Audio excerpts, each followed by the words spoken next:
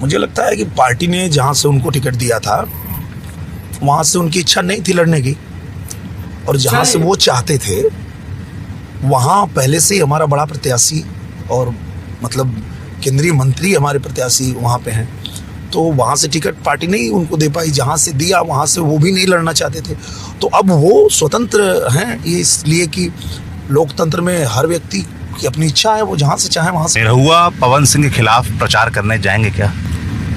नहीं, जरूरत नहीं है मुझे। अगर पार्टी बोलती है तो पार्टी का आदेश हो जाएगा तब तो कहीं भी जाना पड़ेगा। जिस तरह से पार्टी ने, आप देखेंगे कि हम लोगों को स्टार प्रचारक इस बार नहीं बनाया है, उसका कारण यही है कि जो प्रत्याशी है उसको अपने क्षेत्र से ही फुर्सत नहीं है।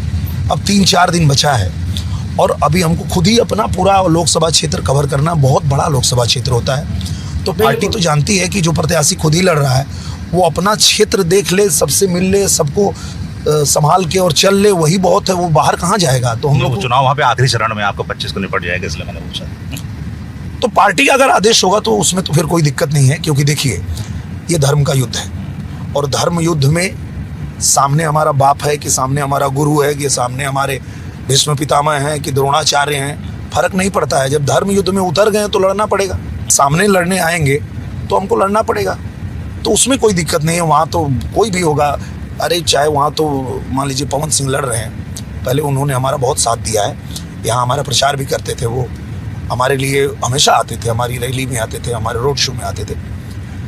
लेकिन अब जब अगर बीजेपी के अपोजिशन में अगर वो खड़े होंगे और पार्टी का आदेश हो जाएगा तब तो हमको जाना दिनेश लाल यादव निरहु जी जिस प्रकार से आप बोले हैं, इस बात से स्पष्ट यही होता है कि कहीं नहीं तो कहीं दिनेश लाल यादव निरहु जी पवन सिंह का सपोर्ट कर रहे हैं। ये सपोर्ट क्यों कर रहे हैं? क्योंकि कहीं नहीं तो कहीं एक घुमा फिरा कर बात करते हैं। अगर वहीं पर सिर्फ आरजेडी से मुकाबला होता काराकाट क्षेत्र से, तो दिनेश लाल निरहुआ साफ साफ बोल देते कि ना, हमको अगर बुलाए तो और ना बुलाए तो तभी हम प्रचारक में जयबे करेंगे। लेकिन यहाँ पर सिर्फ ये बोल रहे हैं कि वहाँ से बुलाया जाएगा तो हम जा सकते हैं, वरना मेरे काम से नहीं और उनको काम से नहीं छुट्टी है तो भला कोई कहाँ से जा सकता है। लेकिन ऐसा कोई बात नहीं है। अगर वहाँ पर लड़ाई में दूसरे पार्टी अगर होते, पवन सिंह को छोड़कर अगर कोई पार्टी होते, तो निरहुआ 100% वहाँ पर जाते, क्योंकि वहाँ पर उनका वोट ज़्यादा है और वहाँ पर बीजेपी पार्टी कभी हारता नहीं।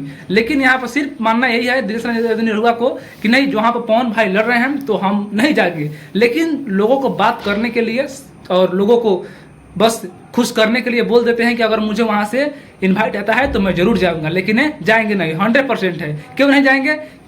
क्योंकि कहीं ना कहीं उनको पता है कि पवन सिंह अगर चुनाव वहाँ से जीतते हैं तो आकर हमारे पार्टी मिलेंगे, और जब हमारे पार्टी मिलेंगे तो कहीं ना कहीं हमें फायदा है। उपेंद्र कुशवाहा जीते तो या पवन सिंह जीते तो उससे मुझे कुछ लेना देना नहीं है। ये सब कहीं ना कहीं ये दिमाग नरेंद्र मोदी का है, जो कि उन्हें आरा से, बक्सर से, बल्कि इधर से नहीं लड़ाकर उधर से लड़ाया जा रहा है, काराकाट से।